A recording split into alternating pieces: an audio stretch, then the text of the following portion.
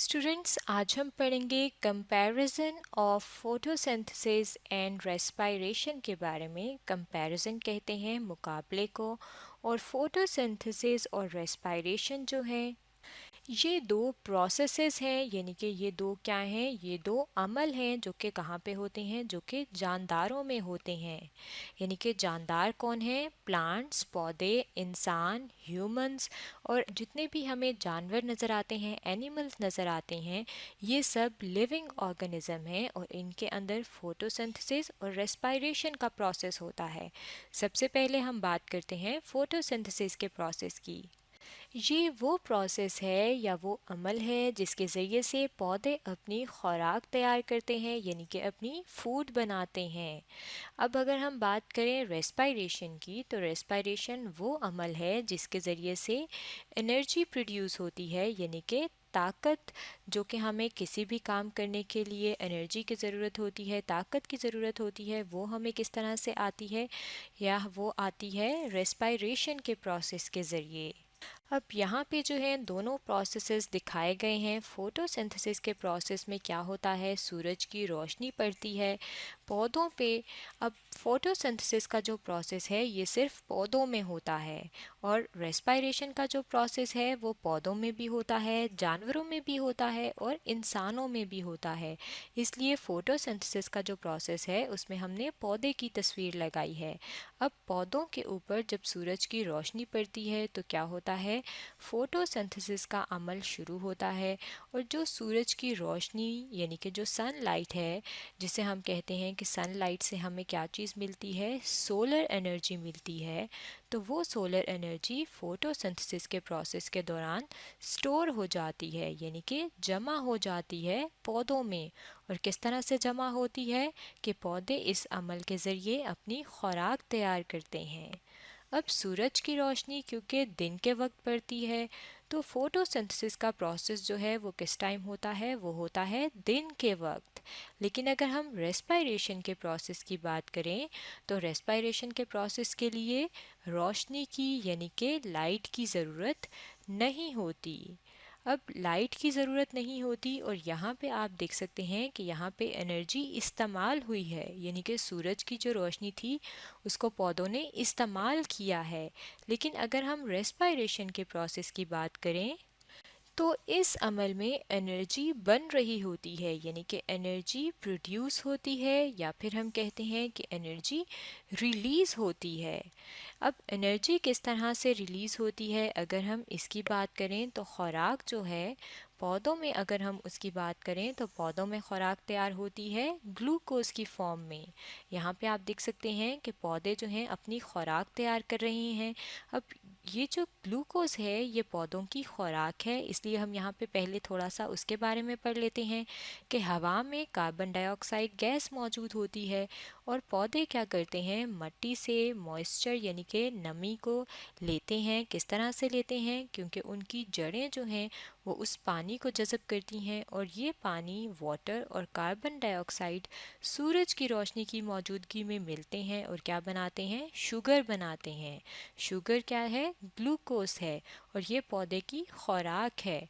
अब यही जो शुगर है या ग्लूकोज है ये पौधे की खुराक है। इसके अलावा बहुत सारी चीज़ें इंसान ऐसे खाते हैं जिनके अंदर शुगर या फिर ग्लूकोज मौजूद होती है, जैसे कि चीनी। जब हम चीनी खाते हैं या कोई भी हम मीठा खाते हैं तो उससे हमें ताकत मिलती है। अब ताकत किस तरह से मिलती है कि वो जो ग्लूकोज होती है वो ऑक्सीजन की मौजूदगी में टूट जाती है, यानी कि उसकी ब्रेक डाउन हो जाती है। और जब उसके ब्रेक डाउन होती है तो क्या होता है, यहाँ पे आप देख सकते हैं कि ऑक्सीजन और ग्लूकोज जब आपस में इकट्ठे होते हैं तो ग्लूकोज की ब्रेक डाउन की वजह से कार्बन डाइऑक्साइड गैस बनती है, पानी बनता है, वाटर बनता है, और साथ साथ एनर्जी बनती है, यानी कि एनर्जी रिलीज़ हो रही है। अब ये जो प्रोसेस है रेस्पिरेशन का, ये पौधों में भी होता है, जानवरों में भी होता है, और इंसानों में भी होता है। और ये अमल जो है हर वक्त होता रहता है, यानी कि ये प्रोसेस जो है ये सब वक्त यानी कि दिन के वक्त भी होता है, रात के वक्त भी होता है। जिस तरह से फोटोसिंथेसिस का प्रोसेस था जो कि सूरज की रोशनी पे डिपेंड करता है, मुनहसर होता है, इस तरह से रेस्पायरेशन का प्रोसेस को रोशनी की ज़रूरत नहीं होती, इसलिए ये किसी टाइम भी हो सकता है। अब ये जो दोनों डायग्राम्स हैं इसमें अगर हम बात करें तो यहाँ पे लिखा हुआ है क्लोरोफिल, और ये जो डायग्राम है अगर हम इन दोनों की बात करें तो फोटोसिंथेसिस का जो प्रोसेस है उसके अंदर क्लोरोफिल लिखा हुआ है, और जो रेस्पायरेशन का प्रोसेस है उसमें ये डायग्राम इस्तेमाल हुई हुई है। ये दोनों जो हैं ये क्या हैं, अगर हम इसकी बात करें तो यहाँ पे हम अपने सामने देखते हैं कि फोटोसिंथेसिस के प्रोसेस में एक पार्ट इस्तेमाल होता है जो कि सेल का हिस्सा होता है। सेल जितने भी जानदार हैं उनके जिस्म में ढेर सारे सेल होते हैं, और पौधे के जो जिस्म है, बॉडी है, उसमें भी ढेर सारे सेल हैं। और सेल के अंदर एक हिस्सा होता है, एक ऑर्गेनेली होती है जिसे कहा जाता है क्लोरोप्लास्ट, जो कि सूरज की रोशनी जब इन पे पड़ती है तो इस सूरज की रोशनी को ये जज़ब करते हैं। और फोटोसिंथेसिस का जो प्रोसेस होता है वो क्लोरोप्लास्ट में होता है, और क्लोरोप्लास्ट के अंदर पिगमेंट मौजूद होते हैं, यानी कि ऐसी चीज़ें मौजूद होती हैं जो कि रंग देती हैं। और कौन सा रंग देती हैं? सब्ज़। इसीलिए हमें पौधे हरे नज़र आते हैं, सब्ज़ नज़र आते हैं। और फोटोसिंथेसिस के प्रोसेस में हम क्लोरोफिल इसलिए लिखते हैं क्योंकि वो कहाँ पे हो रहा है प्रोसेस? क्लोरोप्लास्ट में। और क्लोरोप्लास्ट में क्या चीज़ होती है? क्लोरोफिल होता है। लेकिन अगर हम रेस्पायरेशन की बात करें तो उसमें हमें जो पार्ट नज़र आता है वो है माइटोकॉन्ड्रिया। यानी कि रेस्पायरेशन का प्रोसेस कहाँ पे होता है सेल में? ये होता है माइटोकॉन्ड्रिया में। दोनों प्रोसेस सारे जो जानदार हैं वो सेल से मिलके बने हुए हैं, तो सेल में प्रोसेसेस हो रही हैं, लेकिन सेल में जो उनके हिस्से इस्तेमाल हो रहे हैं वो मुख्तलिफ हैं। फोटोसिंथेसिस में क्लोरोप्लास्ट इस्तेमाल होता है, जबकि रेस्पायरेशन में माइटोकॉन्ड्रिया इस्तेमाल होता है।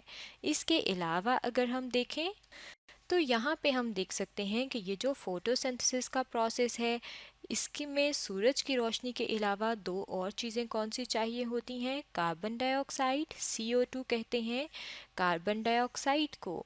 कार्बन डाइऑक्साइड क्या है? ये एक गैस है जो कि हवा में मौजूद होती है, और फोटोसिंथेसिस के लिए इसकी ज़रूरत होती है। इसके अलावा वाटर की ज़रूरत होती है, पानी की ज़रूरत होती है पौधों को खुराक तैयार करने के लिए, फोटोसिंथेसिस के अमल के लिए। और वाटर के लिए हम क्या लिखते हैं? H2O। पानी जो है पौधे जड़ों के ज़रिए सॉइल से, मट्टी से जज़ब करते हैं, और इस वाटर को ये इस्तेमाल करते हैं फोटोसिंथेसिस के प्रोसेस के लिए।